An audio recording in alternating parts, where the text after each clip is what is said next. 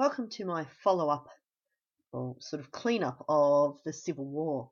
We've already spoken a lot about the Civil War, the stages that it went through, some of the key players, quite a lot about the Red Army and the White Army and some of the problems they encountered, as well as some of the good things about each of them. Also, we've looked at the propaganda that was used by either side. We've spoken about war communism and certainly the way that war communism was implemented in a very extreme way.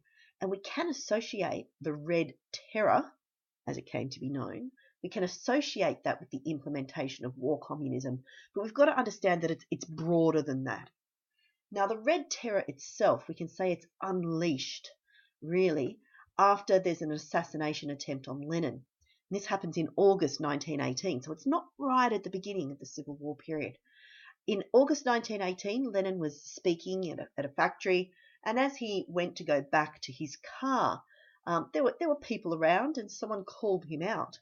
And as he turned around to speak to them, she shot him 3 times. Now, the woman that shot him was called Fanya Kaplan, and she was a left-wing socialist revolutionary. You might remember I said that those left-wing socialist revolutionaries had been very supportive of the Bolsheviks, actually, as we went into the October Revolution and came through it. But they had been very concerned about the way that the Bolsheviks had signed that Treaty of Brest-Litovsk. And so Fanya Kaplan was one of those socialist revolutionaries, very radical, who now considered Lenin to be an enemy of the revolution. And this is why she made the decision to try to assassinate him. So Lenin was shot 3 times. 2 of the bullets actually lodged in him, and he had to be taken away. He was so concerned at that point about his security that he refused to go to a hospital in case there was a further assassination attempt. So he's inside the Kremlin, the government building in Moscow, and doctors had to come to him. And the wounds that he'd received were so serious that they couldn't take the bullets out unless they'd taken him to a hospital, which he refused to do. Now, Lenin did recover. However, at least one of those bullets stayed lodged in his body until his death. And some people say that this contributed to the number of strokes that we see him having as we get closer to his death in 1924. But we'll come back to his death later on. What this assassination attempt does is basically gets Lenin to, and he even these words have been used in the historical documents, to unleash the terror. He effectively gives the Cheka, which we know is run by Felix Dzerzhinsky, and the Red Army, he gives them very, very broad orders to ensure that the Bolshevik Revolution is secured. Very, very broad orders to almost do whatever it is that they need to do. What did they do? Well, what they did do included slayings, torture, mass executions, and also starting to transport people to prison camps. Prison camps that had been set up in the Tsarist era, now being used in the Bolshevik era. The term we use for those prison camps tends to be gulags. Now, the term gulag is officially established in 1922. We'll talk a lot more about gulags when we get to Stalin. But we're talking about a widespread campaign of extreme measures, all aimed not only at taking out enemies, but also causing fear amongst those that are left, that if they don't follow the orders of the new Bolshevik regime, they understand what will happen to them. They know what's going to happen to them. And it's estimated that more than 200,000 people were killed between 1918 and 1922 as a result of the Red Terror. Now, those numbers fluctuate wildly depending upon which historians you're looking at, but a conservative estimate is around 200,000 people. Now, that's not people killed in war. That's people directly targeted by the Cheka or the Red Army as part of this terror campaign. I haven't put any pictures in the PowerPoint because some of the pictures I've seen are just too disgusting to put up. So if you are interested, you can Google, take a look, but there are some very extreme measures that were taken by the Reds as they ensured that there were no enemies left in the countryside. Not to be outdone, however, were the Whites. The White Terror we don't hear about as often, but what they did as they moved around the countryside was just as extreme as what the Red Army and the Cheka were doing.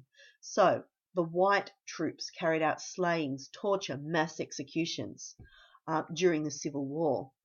We've talked, for example, about whole villages, which, as you move into them, if those villages in the past had been part of Red territory, as the whites move in, they see them as Red sympathisers and therefore treat those peasants very brutally. Also, the White Terror included specific anti-Semitic campaigns and pogroms, that is, widespread measures to either arrest and or kill Jewish people. We've seen some of those propaganda posters that we saw the whites using, and we can see that they were very anti-Semitic, and they associated the Jews with the Bolsheviks. Some of the Bolsheviks did have a Jewish background, and all of the underground racist attitudes towards Jewish people really come out during the Civil War, and it's the whites that really take on those anti-Semitic views and use them to exploit against Reds and Red sympathisers. So the terror, we need to understand, is actually imposed from both sides. And it was a terrible thing across the countryside. But still we've got to think, which side did most of the peasants still prefer to be on? In the end, as we know, the Bolsheviks won. And what you've got to do is develop in your own mind your own understanding of why the Bolsheviks won. And you've got to consider not only what the Bolsheviks actually did and the roles that people played, but you also have to think about what the other side was doing or not doing. So why is it that the Reds are ultimately able to succeed in this civil war? And I've got here on this slide a number of things that you might like to consider. Is it about troop numbers and the discipline that was imposed over the troops? Is it about the organisation of the troops? What about the leadership roles? So we've talked about, for example, Trotsky and Lenin in particular. What about the leadership within the White Army? How did that contribute or not contribute to the outcomes of the war? What about military strategy? Which side actually most effectively used military strategy? Maybe we might say that that doesn't play a big role. What about transport and communications and logistics? That idea of the Bolsheviks in the center of Russia with a little bit more control rather than the whites around the outside. You might think it's a bad thing to be surrounded. It is. However, if you can actually better control what's left to you, centrally organize it, that is a winning formula. What about the ideology? We certainly see that come through in the propaganda. Remembering that the Reds are not only using socialist ideology, but they're using messages which attempt to appeal to the peasants to actually win popular support, something that the whites were definitely not good at doing. So there's a range of different ideas that we need to think about before you can come up with a clear explanation of why it was that the Bolsheviks, the Reds, won the Civil War. Let's take a look at some of the historiography around this. So this quotes these points that I've got here from Evan Maudsley, who has written a very large, very detailed book on the Russian Civil War itself. And he indicates that while the early promises of Soviet power, peace, land reform and workers' control were popular, and they were significant in allowing the Bolsheviks to seize power, Maudsley tells us that by 1918 they faced huge difficulties, and it became clear that the promises that they had made in order to seize power couldn't be met. Sounds familiar, just like the provisional government found itself in. And so Maudsley suggests that the Civil War was implicit in the October Revolution. The Bolsheviks were never going to be able to seize power, keep their promises because of the atmosphere, the environment in which they were in. And therefore, there was going to be a counter-revolution. That's implicit. Okay, the revolution was not won on the 25th of October. Now, Maudsley then goes on to discuss a wide range of reasons why the Bolsheviks ultimately were successful in consolidating their power. And he says that the Soviet victory was a mixture of several elements. And one of the things we need to do is get our heads around what those elements were. Not just the Civil War, but all of the other things that were happening at that time. Maudsley tells us, however, this is important to keep in mind, the Red victory in the Civil War is ultimately a military victory. And this is quite important when we think about how they now establish their control and authority, and also what it means in terms of others continuing or stopping, trying to threaten them from externally. Sheila Fitzpatrick has written a number of books on the Soviet Union and the Russian Revolution. And this is her quote that I've extracted for you on why did the Reds win. Now, she says that the Red Army and the Cheka both made important contributions to the Bolshevik victory in the Civil War. However, it would be inadequate to explain that victory simply in terms of military strength and terror. So she's saying, well, they're important. You can't explain the whole thing just by military strength and terror. She goes on to say, active support and passive acceptance by the society must also be taken into account, and indeed these factors were probably crucial. So not only the active support, but passive acceptance. That is, the Reds were better. The Reds were the better option. So let's continue on. The Reds had active support from the urban working class, with the Bolshevik Party providing the organisational nucleus. The Whites had active support from the old middle and upper classes, with part of the Tsarist officer corps serving as the main organising agent. So that's your differences, that's your choice.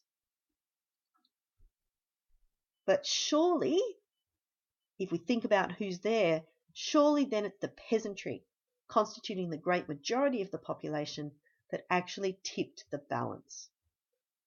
And on the crucial issue of land, for the for the peasants, the Bolsheviks were the lesser evil. In other words, the peasants had a difficult choice, but the Bolsheviks presented a better option, a lesser evil than what the whites were suggesting, which was a return to the old system, something that peasants really didn't want to go back to.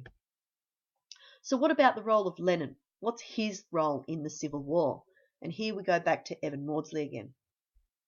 Now, he says Lenin's role in the Civil War is not as universal as Soviet historians now maintain. Soviet historians, of course, play up Lenin and everything about him.